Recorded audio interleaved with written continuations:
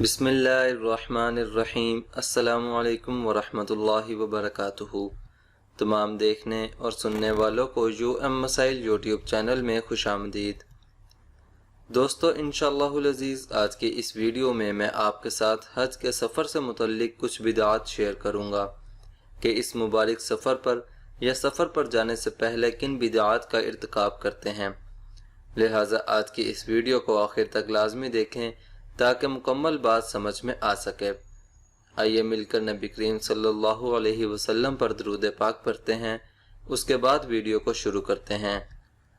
اللہم صلی علی محمد وعلی آل محمد کما صلیت علی ابراہیم وعلی آل ابراہیم انکا حمید مجید۔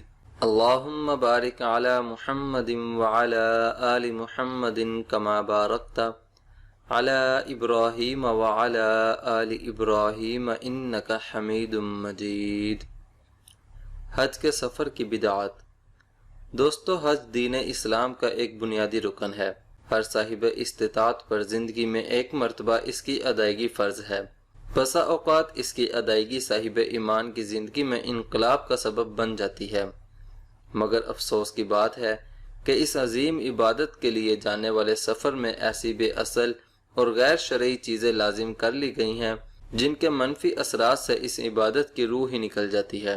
بعض علاقوں میں یہ روایت عام ہے کہ جب حج کے دن قریب آتے ہیں تو حج پر جانے والے حضرات اپنے متعلقین کے گھر گھر جا کر ملاقاتیں کرتے ہیں اور کہیں سنی باتوں کی معافی مانگتے ہیں۔ سفر پر روانگی سے قبل آداب حج کی تعلیم کے بجائے زیادہ تر وقت مارکیٹوں میں گزارتے ہیں۔ دوستو بلا شبہ یہ ایک اچھا عمل ہے کہ سفر حج پر روانگی سے قبل انسان سب سے معافی مانگے اور ایک لمبے سفر سے قبل معقول تیاری بھی کر لے، لیکن اس سلسلہ میں شدت سے کام لینا بھی یقیناً بے جا ہوگا۔ بعض علاقوں میں یہ دیکھا گیا ہے کہ اگر سفر حج سے قبل کسی عزیز کا گھر ملاقات سے چھوٹ جائے تو نوبت ترک تعلق تک پہنچ جاتی ہے۔ یقیناً یہ سب معاملات دین سے دوری کے باعث پیش آتے ہیں۔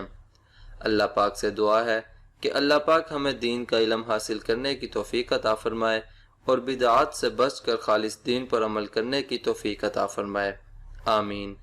دوستو امید کرتا ہوں کہ آج کی یہ ویڈیو آپ کو ضرور پسند آئی ہوگی۔